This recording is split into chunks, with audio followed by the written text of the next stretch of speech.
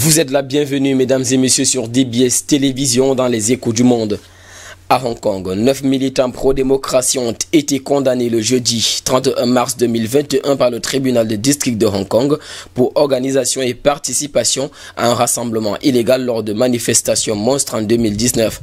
À travers cette décision qui illustre à nouveau l'implacable répression en cours dans la région chinoise, les condamnés risquent une peine d'emprisonnement allant jusqu'à 5 ans.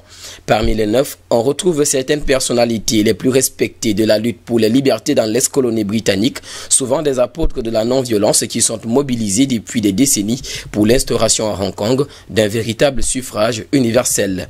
On peut citer l'un des plus célèbres, l'avocat Martin Lee, qui avait été choisi par Pékin pour rédiger la loi fondamentale avant la rétrocession en 1997. Cette loi sert de mini-constitution dans la région semi-autonome. Le tribunal de district de Hong Kong a déclaré au total 7 coupables d'organisation et de participation au rassemblement illégal. Les 2 autres avaient plaidé coupables. Le dit rassemblement non autorisé a été organisé le 18 août 2019. C'était l'une des plus grandes manifestations en 7 mois de contestation. Ce jour-là, les organisateurs avaient fait état de 1,7 million de manifestants, soit le 1/4 des populations hongkongaises.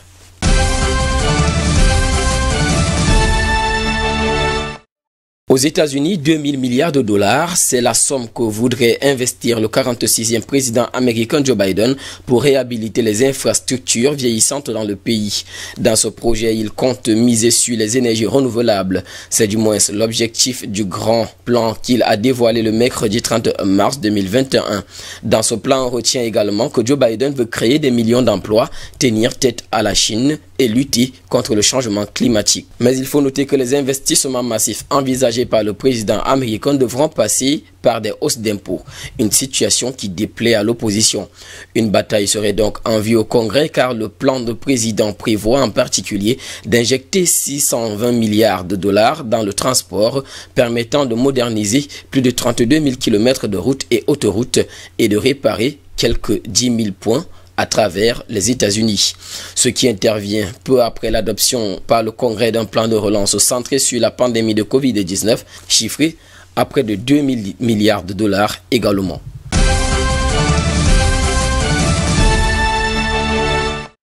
En Birmanie, le Conseil de sécurité de l'Organisation des Nations Unies s'est réuni de toute urgence le mercredi 31 mars au sujet de la situation insécuritaire qui va grandissante dans le pays.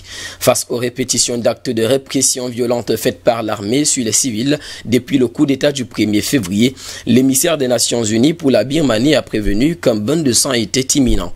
Il a également appelé les membres du Conseil onusien de sécurité à agir, mais la Russie et la Chine restent indemnes. Le même 31 mars, Pékin a rejeté toute idée de sanction envers la junte birmane après un réquisitoire de l'émissaire de l'ONU pour la Birmanie qui a évoqué un risque sans précédent de la guerre civile.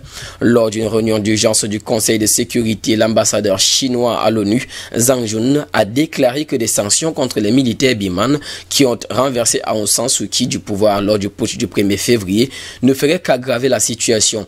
Il fait plutôt appel à revenir à une transition démocratique dans ce pays.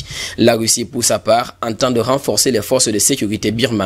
L'association d'assistance aux prisonniers politiques avait recensé 536 personnes tuées par la junte depuis le coup d'État militaire évinçant Aung San Suu Kyi du pouvoir.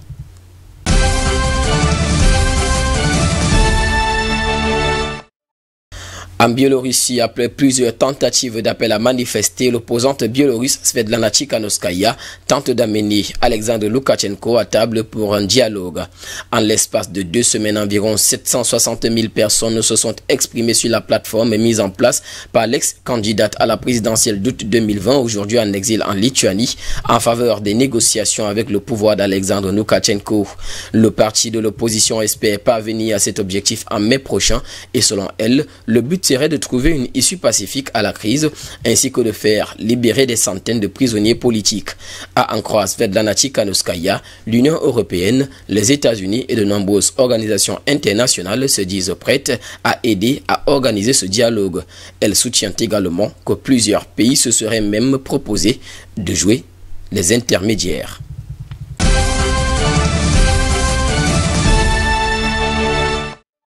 En Italie, un officier italien en flagrant délit d'espionnage a été arrêté le mercredi 31 mars 2021 alors qu'il était en train de remettre à un agent de sécurité russe des documents militaires classifiés concernant l'Italie et l'OTAN, ceci en échange d'une somme d'argent dont plusieurs médias italiens estiment à 5 000 € en espèces.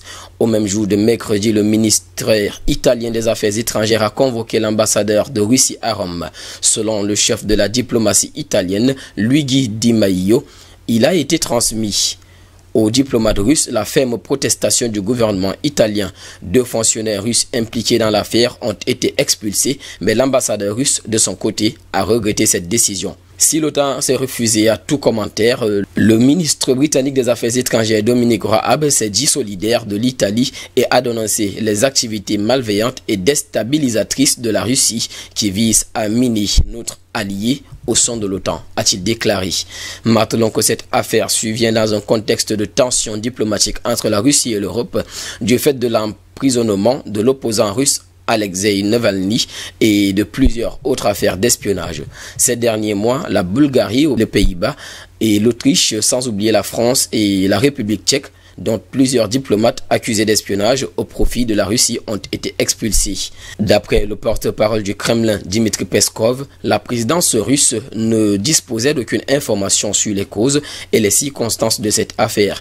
Il a également ajouté qu'ils espèrent que le caractère positif et constructif des relations russo-italiennes sera préservé.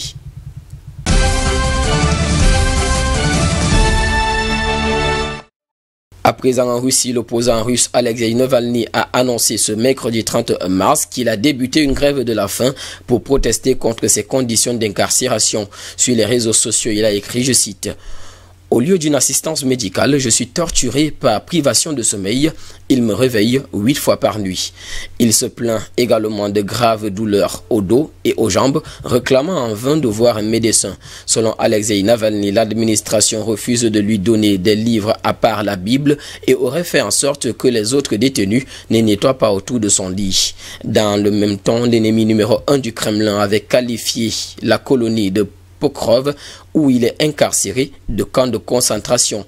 Il a également affirmé le 29 mars d'avoir reçu plusieurs avertissements depuis son incarcération, ce qui l'expose à un possible placement en cellule disciplinaire.